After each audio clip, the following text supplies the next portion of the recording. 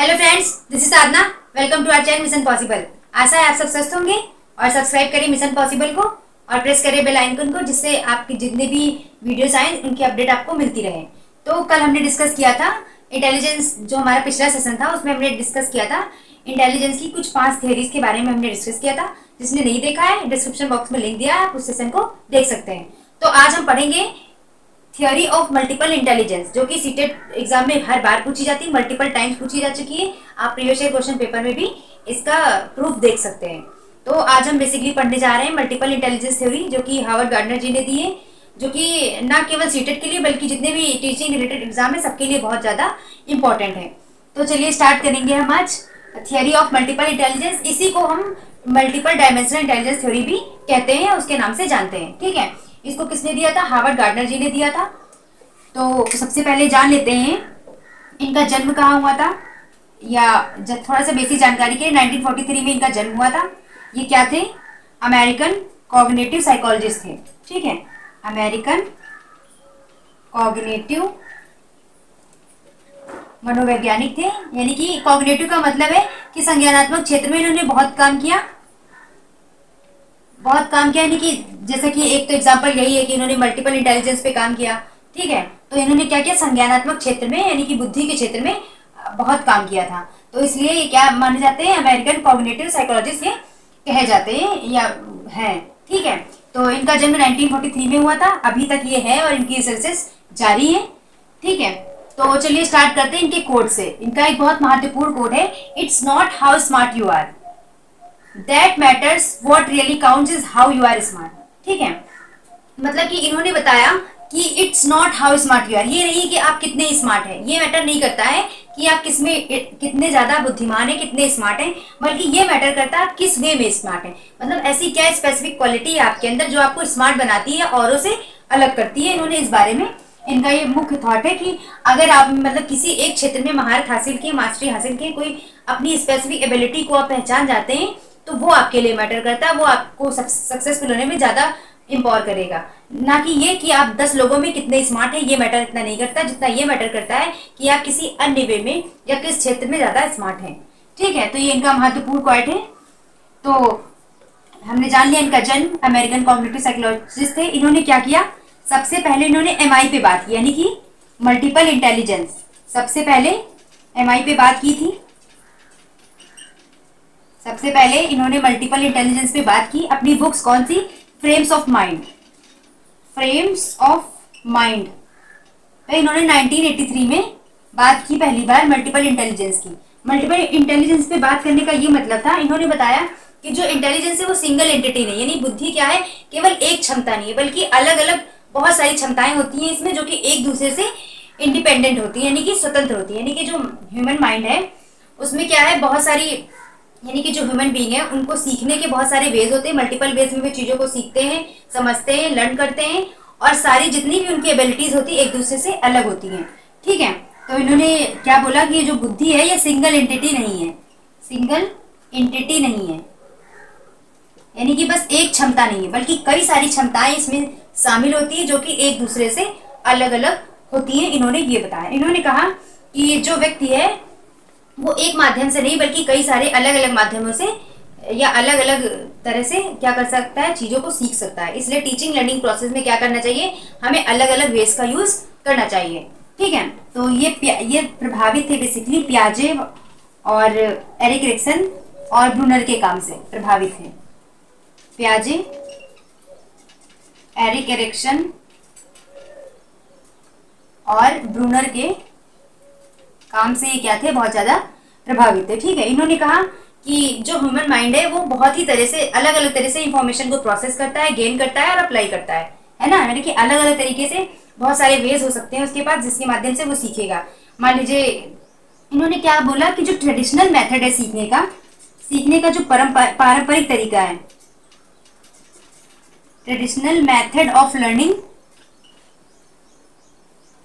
ये सब पे अप्लाई नहीं हो सकता। मतलब सिर्फ और सिर्फ हमें इसके माध्यम से सीखने पे जोर नहीं देना चाहिए। अब ट्रेडिशनल मेथड में जैसे रीडिंग और राइटिंग को हम ले लेते हैं, मतलब कि ऐसा नहीं है कि बस एक व्यक्ति पढ़ेगा तभी कुछ सीखेगा या लिखेगा तभी कुछ सीखेगा, है ना। ट्रेडिशनल जो मेथड ऑफ लर्निंग था उसको उन्होंने क्या किया, एक तरह से उसको डिस्करेज किया, बोला कि बस सिर्फ और सिर्फ पढ़ लिख के इंसान नहीं सीख सकता है, बल्कि और भी क्रियाओं के माध्यम से व्यक्ति सीख सकता है। जैसे कि क्रिया में स्वयं शामिल होकर अलग अलग तरीके से अगर ये पहचान जाए वो उसके अंदर क्या स्पेसिफिक एबिलिटी है, किस क्षेत्र में वो अच्छा कर सकता है, तो उसके लिए बहुत ही अच्छा होगा और उस क्षेत्र में वो अच्छा कर भी पाएगा, है ना। तो ट्रेडिशनल मेथड ऑफ लर्निंग को उन्होंने क्या किया, डिस्करेज किया। कहा कि नहीं, सीखने का केवल और केवल रीडिंग और राइटिंग ही माध्यम नहीं हो सकता है, और भी मल्टीपल वेज हैं सीखने के लिए।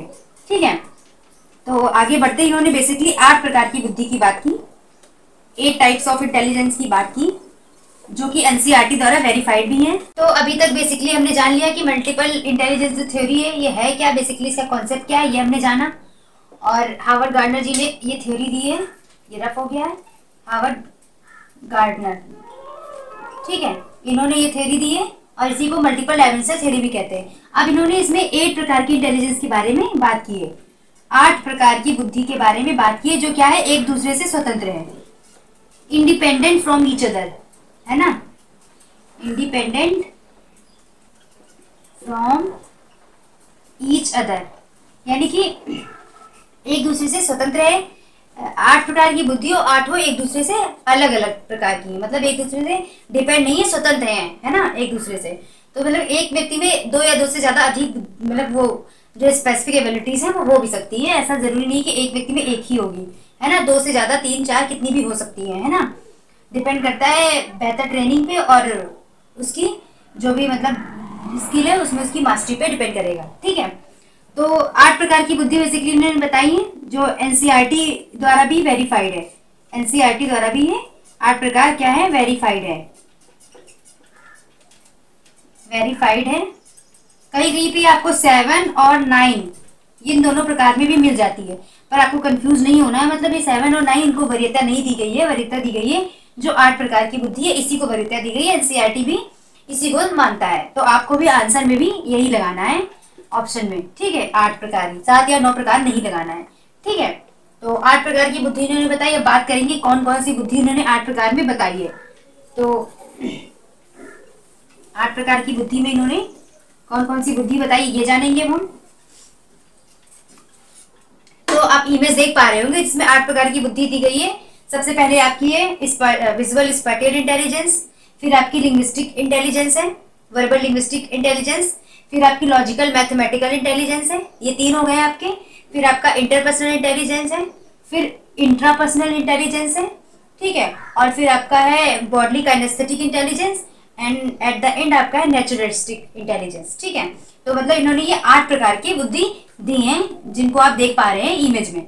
अब हम एक एक करके हर मतलब जितने भी प्रकार हैं इंटेलिजेंस के उन सबके बारे में थोड़ा थोड़ा जानेंगे। बेसिकली विजुअल स्पैटियल में क्या होता है ना, वर्बल लिंग्विस्टिक में क्या होता है, इंटरपर्सनल में क्या होता है, इंटरपर्सनल में क्या क्या होता है, इसको थोड़ा थोड़ा जानेंगे। ठीक है, एग्जाम में इससे रिलेटेड प्रश्न पूछने देखने को मिल जाते हैं। ठीक है, तो बेसिकली अब हम आगे बढ़ते हैं। तो सबसे पहले आपकी जो इंटेलिजेंस आपको देखने को मिली वो है विजुअल स्पैटियल इंटेलिजेंस। ठीक है, तो ये इसको हम कहते हैं स्थानिक बुद्धि, स्थानिक बुद्धि या दृश्य स्थानिक बुद्धि भी आप कह सकते हैं। ठीक है, स्थानिक बुद्धि इसको कहते हैं। इसमें बेसिकली होता क्या है, जो स्थानिक बुद्धि है, जिस व्यक्ति में जो व्यक्ति इस इंटेलिजेंस में प्रवीण होता है या जिसके अंदर ये क्वालिटी विजुअल स्पैटियल इंटेलिजेंस मौजूद होती है, उसके अंदर क्या क्या क्वालिटीज हमें देखने को मिलेंगी, है ना। तो वो क्या करेगा, जो विजुअल चीजें हैं यानी कि देख के चीजों को देख के अच्छा सीखेगा, समझेगा, उनको देख के उसका कॉम्प्रिहेंशन अच्छा होगा, समझेगा, सीखेगा, है ना। परसीव मतलब विजुअल्स जो चीजें होंगी जैसे कि आपका चार्ट हो गया, ग्राफ हो गया, है ना, इन सब चीजों को देख के अच्छी समझ बना पाएगा और अच्छे से परसीव कर पाएगा, उनको अपना अच्छा मीनिंग निकाल पाएगा विजुअल चीजों का। ठीक है, और जो भी प्लेस रिलेटेड चीजें होंगी, स्थान रिलेटेड चीजें होंगी, उनके बारे में भी ये बेहतर समझ पाएगा। ठीक है, स्थान से मान लो कोई प्लेस है, उसको किस तरह से डिजाइन करना है, उसमें क्या क्या हो सकता है, उसको एक तरीके से डिसाइड कर पाएगा या डिसीजन ले पाएगा कि इस जगह में वो क्या क्या कर सकता है, क्योंकि उसमें इसको मास्टरी हासिल होगी। ठीक है, क्योंकि ये विजुअल स्पैटियल वाले जो इंटेलिजेंस वाले लोग होते हैं ये क्या करते हैं, प्लेस के बारे में और विजुअल चीजों को देख के अच्छी समझ बना पाते हैं, अच्छा परसीव कर पाते हैं, है ना। तो इसी कैटेगरी में ऑप्शन क्या क्या है, मतलब ऑप्शन का मतलब है क्या क्या हो सकता है, जिसके पास ये विजुअल स्पेटियल इंटेलिजेंस है तो वो क्या क्या कर सकते हैं इन फ्यूचर, है ना। तो आपका ये कर सकते हैं, एक तो इंजीनियर लोग को भी हम इसी स्टडी में रख सकते हैं, है ना। इंजीनियर लोग ये भी प्लेस वगैरह का अच्छे से यूटिलाइजेशन कर पाते हैं, है ना। जैसे सिविल इंजीनियर हो गए यहाँ पे, सिविल इंजीनियर लोग क्या करते हैं, प्लेस वगैरह का अच्छा वो कर मैनेजमेंट कर लेते हैं, है ना। किसी चीज़ का नक्शा बनाना है, स्ट्रक्चर बनाना है ना। रोड्स वगैरह बनाने में क्या किस स्थान की किस तरह से प्रयोग करेंगे उसके बारे में ये अच्छा कर पाते हैं परसीव। ग्राफ वगैरह बनाना ही रहता है उसमें इनको, है ना, एक नक्शा बनाना ही रहता है। ठीक, तो इसी में हम उनको रख लेंगे मूर्तिकार को। मूर्तिकार भी ये भी प्ले से संबंधित ही कार्य, अगर मतलब विजुअल स्पेटियल इंटेलिजेंस अच्छी है तो कोई व्यक्ति मूर्तिकार बन सकता है ना। मतलब मूर्तिकार वगैरह डिजाइनिंग वगैरह में उसका इंटरेस्ट होगा। ठीक है, और आपका आर्किटेक्ट, आर्किटेक्ट भी इसी श्रेणी में आ जाएंगे, है ना।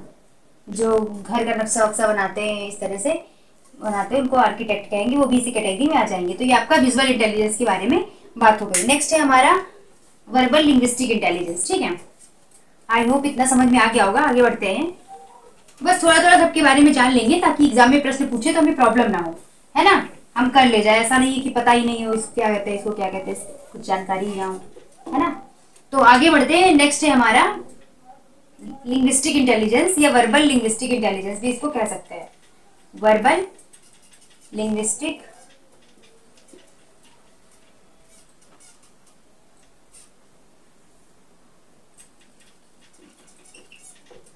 इंटेलिजेंस यानी कि भाषाई बुद्धि। भाषाई बुद्धि, स्पेलिंग मिस्टेक हो तो देख लीजिएगा। भाषाई बुद्धि इसको हिंदी में कहते हैं। ठीक है, तो वर्बल लिंग्विस्टिक इंटेलिजेंस जो यानी कि भाषाई बुद्धि होती है, इसमें क्या होता है, जो व्यक्ति जिसको भाषा बुद्धि अच्छी होती है, भाषाई बुद्धि जिसकी अच्छी होती है, वो लैंग्वेज का अच्छे से यूज कर पाएगा, है ना। लैंग्वेज का अच्छे से प्रयोग कर पाएगा, मैनिपुलेट कर पाएगा उसको, और अच्छे अच्छे तर्क लैंग्वेज से मतलब अच्छे अच्छे तर्क भी वो प्रदर्शित कर पाएगा उसमें वाद विवाद में। ठीक है, तो इसमें क्या होता है, इसके सिम्टम अगर हम कहें तो रीडिंग राइटिंग का शौक होगा उसे, है ना। रीडिंग राइटिंग का शौक होगा। ठीक है, और लैंग्वेज का यूज अच्छे से कर पाएगा, लैंग्वेज का यूज क्या कर पाएगा, बहुत अच्छे से कर पाएगा। ठीक है, और उसका सेंस ऑफ ह्यूमर भी अच्छा होगा। सेंस ऑफ ह्यूमर इसलिए अच्छा होगा क्योंकि जब वो लैंग्वेज का यूज करेगा तो जैसे वाद विवाद प्रतियोगिता होती है तो उसमें क्या होता है कि कहीं कहीं पे आपको जोक्स भी मारने पड़ते हैं, कहीं कहीं पे आपको किसी चीज का एग्जाम्पल भी देना पड़ता है, किसी सॉन्ग का, मूवी का। तो आपका जब सेंस ऑफ ह्यूमर अच्छा होगा आप सोच पाएंगे किस चीज को कब कहाँ कितना बोलना है ना। तो यहाँ पे आप मिनिमाइज कर पाएंगे अपने थॉट्स को, कहाँ पे कितना कैसे कब किस शब्द का प्रयोग करना है, इसकी समझ इन्हें बहुत अच्छे से होती है वर्बल लिंग्विस्टिक जिन लोगों में इंटेलिजेंस होती है उनमें। ठीक है, सेंस ऑफ ह्यूमर भी इनका अच्छा होता है। ठीक है, यानी कि कब कहाँ कितना बोलना है, बैलेंस्ड कहाँ पे ज्यादा बोलना है कहाँ पे कम बोलना है, इसकी ये समझ अच्छे से रखते हैं। ठीक है, भाषाई बुद्धि जिनकी रीडिंग राइटिंग में शौक होता है क्योंकि जब बोलेंगे तो उसके लिए पढ़ना लिखना जरूरी है ना। तो यहाँ पे रीडिंग मतलब कहने का मतलब है कि रीडिंग राइटिंग का इन्हें शौक होता है, वैसे पढ़ना पसंद करते हैं ऐसे लोग, है ना, जो जिनकी भाषाई बुद्धि अच्छी होती है। ठीक है, क्योंकि उनकी वोकैब कैसे बढ़ेगी, जब वो पढ़ेंगे कुछ, है ना, उससे बढ़ेगी। तो ये भाषाई बुद्धि के बारे में अब ये लोग मतलब क्या क्या कर सकते हैं, एग्जाम्पल के तौर पे इसमें हम ले सकते हैं जितने भी राइटर्स होते हैं वो आपके वर्बल लिंग्विस्टिक इंटेलिजेंस उनकी अच्छी होती है ना। राइटर्स हो गए, और जैसे कि स्वामी विवेकानंद जी हैं, रविन्द्रनाथ टैगोर जी है ना। तो इन लोग की क्या है, वर्बल लिंग्विस्टिक इंटेलिजेंस काफी अच्छी रही थी, यानी उनको उनकी तो एक्सीलेंट ही बोलेंगे। स्वामी विवेकानंद जी की जितनी भी राइटर्स हैं अच्छी होती है इनकी वर्बल लिंग्विस्टिक इंटेलिजेंस।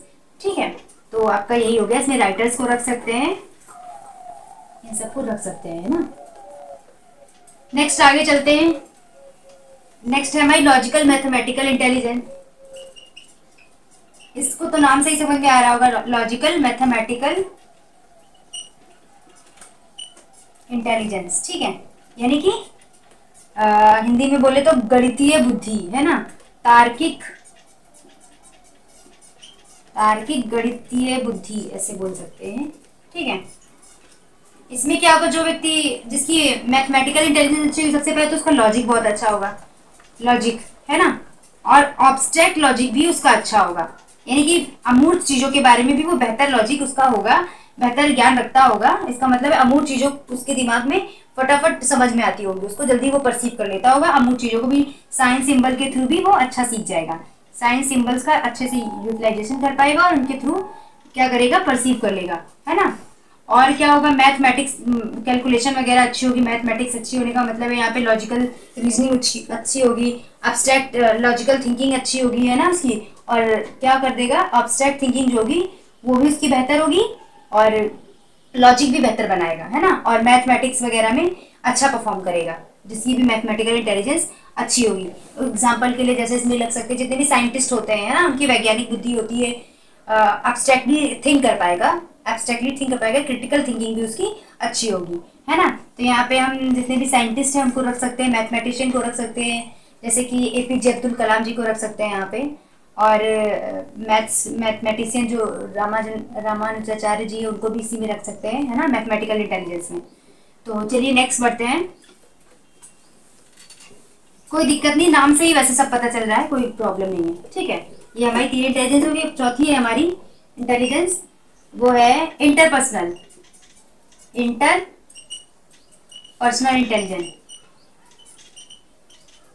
इंटेलिजेंस, जिसको कहते हैं अंतर वैयक्तिक बुद्धि। अंतर व्यक्ति का मतलब स्वयं से आगे बढ़ना, मतलब कि जब कोई व्यक्ति क्या करता है, दूसरे के थॉट प्रोसेस को, दूसरे के बारे में अच्छा समझ पाता है ना, उसको अच्छे से समझ सकता है, जान सकता है अन्य लोगों के बारे में भी, तो वो क्या होता है, उसकी इंटरपर्सनल इंटेलिजेंस अच्छी होगी, है ना। इंटरपर्सनल का मतलब ये कि दूसरे के थॉट प्रोसेस को जानना, दूसरे के बारे में जानना, उनकी सोच समझ को कैसे जानना, है ना। तो इसमें कौन से, इसमें जो लोग आएंगे उनका क्या होगा, सोशल रिलेशनशिप में अच्छे होंगे, है ना, उनका सोशल रिलेशनशिप अच्छा होगा, सोशल इंटरेक्शन मान लेते हैं अच्छा होगा, ठीक है। लोगों से कनेक्ट जल्दी कर पाएंगे, है ना, क्योंकि लोगों को समझ पाएंगे, है ना, उनके थॉट प्रोसेस को, उनके इमोशंस वगैरह को अच्छे से ठीक से समझ पाते हैं, है ना, सोशल इंटरेक्शन उनका अच्छा होगा। और क्या होगा, दूसरों को समझ पाएंगे, है ना, दूसरों को समझ पाएंगे, ठीक है, दूसरों को समझ पाएंगे, और उनको क्या करेंगे, सलाह भी दे पाएंगे उनके बारे में, ठीक है, सलाह भी दे पाएंगे, ठीक है। तो इसमें बेसिकली हम किन लोगों को रख सकते हैं अंतर व्यक्ति बुद्धि में, जैसे कि काउंसलर वगैरह होते हैं, है ना, जो आजकल काउंसलर वगैरह होते हैं, जैसे करियर करियर काउंसलिंग का सेशन चलता है, तो लोगों को बेसिकली नहीं समझ में आता है कि उन्हें करना क्या चाहिए, तो वो क्या करते हैं, उनके इंटरेस्ट पे उनसे एक वो करते हैं, मीट करते हैं, और उनके मिलते हैं उनसे, एक वो होता है, मान लीजिए एक सेशन करते हैं उनके साथ, और डिसाइड करते हैं कि उनकी क्या क्या उन्हें पसंद है, कहाँ पे उनका इंटरेस्ट आ रहा है, उसके बेसिस पे डिसाइड करते हैं कि वो किस करियर में जा सकते हैं, है ना। तो ये भी इसमें क्या हो सकते हैं, काउंसलर आ सकते हैं, काउंसलर इसमें इसी श्रेणी में आ सकते हैं, ठीक है, जो एडवाइस देते हैं दूसरों को, या दूसरे के व्यवहार को जो अच्छे से समझ सकते हैं। मनोवैज्ञानिक को भी हम इसी श्रेणी में रख सकते हैं, है ना, जितने भी साइकोलॉजिस्ट हैं वो भी दूसरों के बारे में बेहतर अनुमान लगा पाते हैं, है ना, तो मनोवैज्ञानिक भी हमारा इसी श्रेणी में आ जाते हैं, ठीक है। फिर नेक्स्ट आते हैं इसी से रिलेटेड, बस उसमें ये इंटर है, वो क्या हो जाएगी, इंट्रापर्सनल, ठीक है। इंट्रा जहाँ पे लग गया उसका मतलब अपने स्वयं के बारे में जो अच्छा जान सके, है ना। इंटर तो यहाँ पे बस ए लगाना है आपको, ये हो जाएगा इंट्रापर्सनल, ठीक है। ये 5 प्रकार है।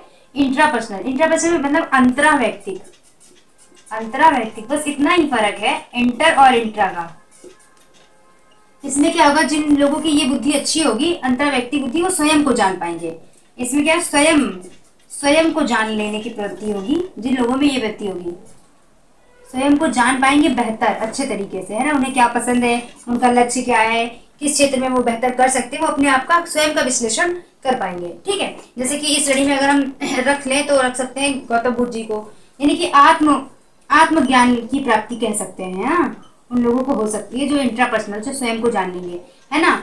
तो जैसे इसमें गौतम बुद्ध जी को हमने रख लिया, है ना, क्योंकि उन्होंने क्या किया था, स्वयं के बारे में, स्वयं के सच के बारे में जानकारी प्राप्त की थी, या फिर ये कह सकते हैं कि उन्होंने स्वयं को जान लिया था, है ना, इतनी तपस्या के बाद उन्होंने स्वयं को जाना, ठीक है। तो ये इंटरपर्सनल बुद्धि में यही होता है। जितने भी दार्शनिक वगैरह हो सकते हैं इसमें रख सकते हैं उनको, दार्शनिक वगैरह को रख सकते हैं, है ना, स्वयं के बारे में जो जानने में इंटरेस्ट रखते हैं उनको, ठीक है। अभी तक हमने 5 इंटेलिजेंस के बारे में जान लिया। अब 6 नंबर पे बॉडीली काइनेस्थेटिक इंटेलिजेंस, ठीक है, इंटेलिजेंस। इसमें क्या होगा, कि जो व्यक्ति बॉडी काइनेस्थेटिक इंटेलिजेंस जिनकी अच्छी होगी वो अपने होल बॉडी को अच्छे से, जो भी उनकी होल बॉडी होगी उसको अच्छे से यूज कर पाएंगे, है ना।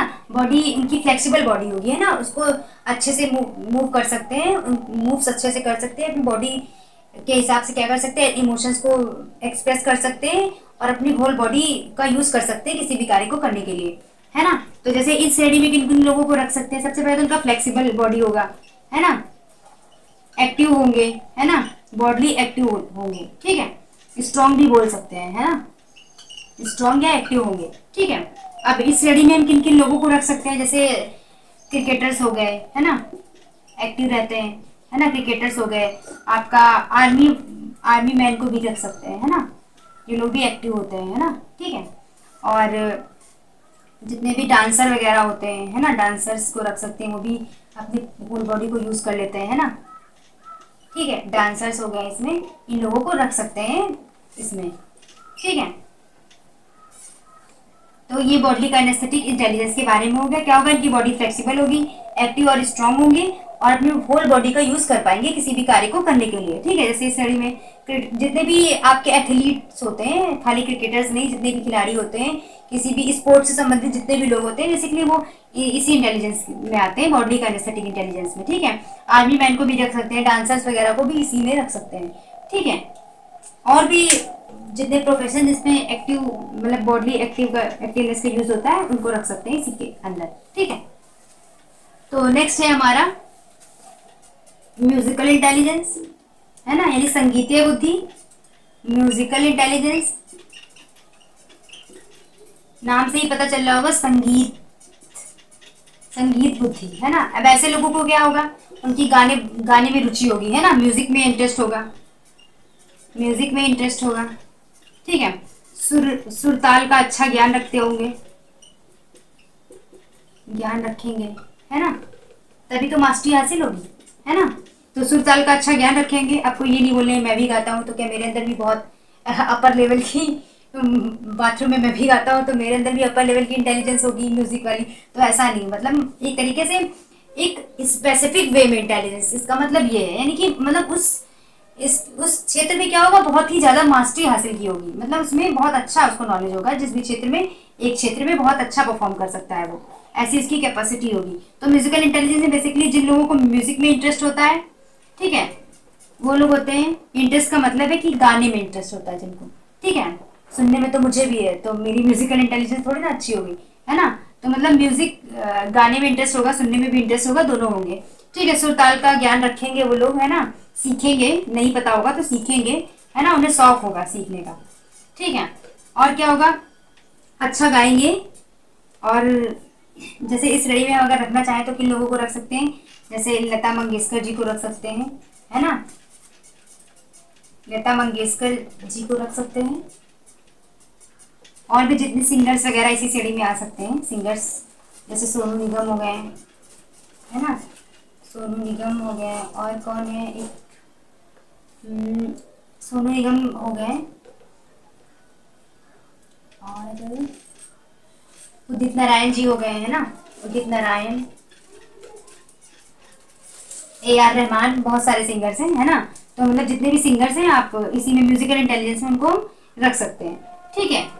जो नेक्स्ट और लास्ट टाइप है हमारे इंटेलिजेंस का, वो 8 नंबर का, वो है प्राकृतिक बुद्धि, ठीक है, प्राकृतिक बुद्धि, यानी कि इसको इंग्लिश में कहेंगे नेचुरलिस्टिक इंटेलिजेंस, नेचुरलिस्टिक इंटेलिजेंस, ठीक है। इसमें क्या होगा, जिस व्यक्ति में प्राकृतिक बुद्धि अच्छी होगी, यानी उसको स्पेसिफिक एबिलिटी उसकी प्राकृतिक बुद्धि की होगी, उसको क्या होगा, एक तो नेचर लवर होगा, है ना, यानी कि प्राकृतिक चीजों से उसको प्रेम होगा, अफेक्शन होगा, नेचर लवर हो सकता है ना। और क्या होगा, उसको वातावरण में जो भी न्यू न्यू चीजें उनके बारे में जानना पसंद होगा, जो भी न्यू थिंग्स है वातावरण में, इन्वायरमेंट में, उनको उनके बारे में जानकारी प्राप्त करना उसको पसंद होगा, हर चीज के बारे में जानने के लिए क्या रहेगा, एक्साइटेड रहेगा, उत्सुक रहेगा, है ना, नई नई चीजों को ट्राई करेगा जो भी वातावरण में उपस्थित है उनके बारे में, ठीक है। और क्या कर सकता है, जैसे मान लीजिए जिसकी प्राकृतिक बुद्धि अच्छी, तो किसी को हो सकता है एनिमल की केयर करना पसंद हो सकता है ना, और कोई और जिसको प्लांट की केयर करना पसंद हो सकता है, किसी को बर्ड्स, अच्छी बर्ड्स का शौक हो सकता है, उनको पसंद कर सकता है ना, मतलब उनको देखना, उनके बारे में जानना पसंद हो सकता है ना। तो नेचुरलिस्टिक बुद्धि में जैसे आपकी गार्डनर, यानी कि जो माली जिसको हिंदी में कहते हैं, उनको पेड़ पौधों की रखवाली करना पसंद होता है। एक तो प्रोफेशन होता है, एक कुछ लोगों को पसंद ही होता है, अपने घर में करते हैं गार्डनिंग, है ना। तो हार्वर्ड गार्डनर वाले गार्डनर नहीं, यहाँ पे ये वाले गार्डनर हैं जो पेड़ पौधों की रखवाली जिनको करना पसंद है प्राकृतिक बुद्धि के तहत, है ना। तो इसमें मान लीजिए अगर हम एग्जाम्पल लें तो चार्ल्स डार्विन जो थे, आपने 10th वगैरह की क्लास की बुक में पढ़ा होगा चार्ल्स डार्विन के बारे में, जिन्होंने डार्विनवाद भी दिया था। जो जिराफ वाला चैप्टर नहीं था उसमें, उसकी गर्दन क्यों लंबी होती है, क्यों पहले छोटी थी अब लंबी होगी, ऐसा करके, है ना। तो जो चार्ल्स डार्विन थे, एक तरह से उनको मान सकते हैं कि वो प्रकृतिविद थे, मान कह सकते हैं वो थे, नेचुरलिस्टिक थे, ठीक है। तो यहाँ पे एग्जाम्पल के तौर पे हम चार्ल्स डार्विन को ले लेते हैं, ठीक है। 10th क्लास में आपने सबने पढ़ा होगा, याद ना हो तो याद कर लीजिएगा, ठीक है। तो ये हमारी 8 टाइप की इंटेलिजेंट हो गई, ठीक है। जो हम फिर से एक बार रिवाइज करेंगे। एक थी विजुअल स्पेटियल इंटेलिजेंस सबसे पहले, जिसमें क्या होता है स्थानिक बुद्धि जिसको हम हिंदी में कहते हैं।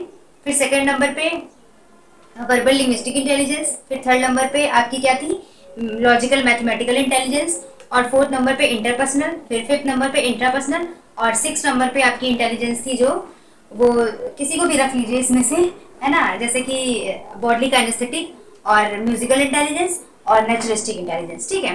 तो ये 8 प्रकार की इंटेलिजेंस थी जो किसने दी थी, हार्वर्ड गार्डनर जी ने, जिन्होंने क्या बताया, जो इंटेलिजेंस होती है वो सिंगल एंटिटी नहीं है, बल्कि बहुत सारी एबिलिटीज होती हैं, स्पेसिफिक एबिलिटीज अलग अलग हो सकती हैं, और ये सब एक दूसरे से इंडिपेंडेंट है।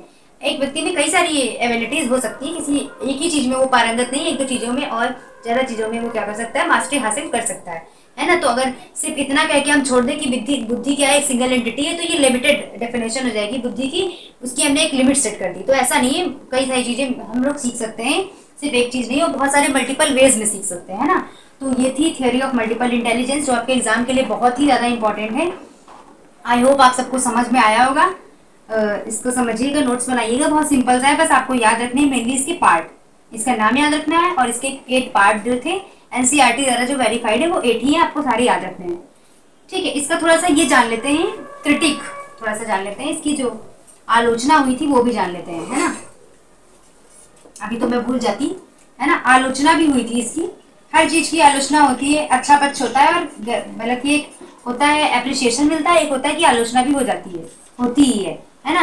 तो आलोचना इसकी जो हुई थी उसमें क्या था, बताया गया कि ये जो थ्योरी है, मतलब रिसर्च इस पे कम किया गया है, ऐसा बोला गया कि हार्वर्ड गार्डनर जी को और रिसर्च करनी चाहिए थी। रिसर्च इस पे क्या हुआ है, लैक ऑफ रिसर्च है, ये लैक ऑफ रिसर्च, यानी कि जो अनुभव है वो पर्याप्त नहीं है, ठीक है। अनुभव और हो सकते थे, इनको और रिसर्च करनी चाहिए थी, तो और निष्कर्ष कुछ अलग निकलता, है ना, ये बात हुई थी। एक ये बात हुई कि 8 टाइप्स के इंटेलिजेंस टेस्ट डेवलप नहीं किए जा सकते हैं, है ना। यानी जो उन्होंने 8 टाइप्स की इंटेलिजेंस बताई थी, इसको क्या किया जा सकता था, मेजर नहीं किया जा सकता था, बस हम सोच सकते हैं। तो उन्होंने बोला जिन्होंने 8 टाइप्स बताए, ये हर व्यक्ति में कहीं ना कहीं थोड़ी थोड़ी मात्रा में मौजूद होते हैं। तो हम क्या कर सकते हैं, एक हर व्यक्ति का अलग अलग, जैसे मान लीजिए किसी में म्यूजिकल इंटेलिजेंस है तो उसका आईक्यू लेवल अलग होगा, है ना। तो ऐसा नहीं कर सकते हैं हम, यानी कि 8 टाइप्स के इंटेलिजेंस टेस्ट नहीं हो सकते हैं, इनको ये बुद्धि जो है ये टेस्ट नहीं की जा सकती जिन्होंने टाइप्स बताए, ऐसा इनकी आलोचना में क्रिटिक में कहा गया, ठीक है। और क्या कहा गया था, यही कहा गया था कि मतलब कि जो टीचर है वो मल्टीपल वेज में कैसे पढ़ाएगा, है ना। मान लीजिए उन्होंने 8 प्रकार की इंटेलिजेंस दे दी, है ना। तो 8 प्रकार की इंटेलिजेंस, तो क्या शिक्षक क्लास में 8 तरीकों से पढ़ाएगा चीजों को, मतलब कि इन्होंने आलोचना हुई, बोला गया कि शिक्षक क्या 8 प्रकार से एक कक्षा में एक ही टॉपिक को क्या 8 तरीकों से पढ़ाएगा क्या। हालांकि जो हार्वर्ड गार्डनर जी थे इन्होंने कहा कि मल्टीपल वेज में सिखा सकते हैं, लेकिन यहाँ पे आलोचना में क्या कहा गया कि एक ही टॉपिक को 8 तरीकों से नहीं बताया जा सकता है बच्चों के बीच में, है ना। तो इनकी इस तरह से आलोचना भी हुई इसके बारे में। सबसे बड़ी जो आलोचना थी यही थी कि 8 टाइप्स के टेस्ट नहीं हो सकते हैं, इंटेलिजेंस टेस्ट के।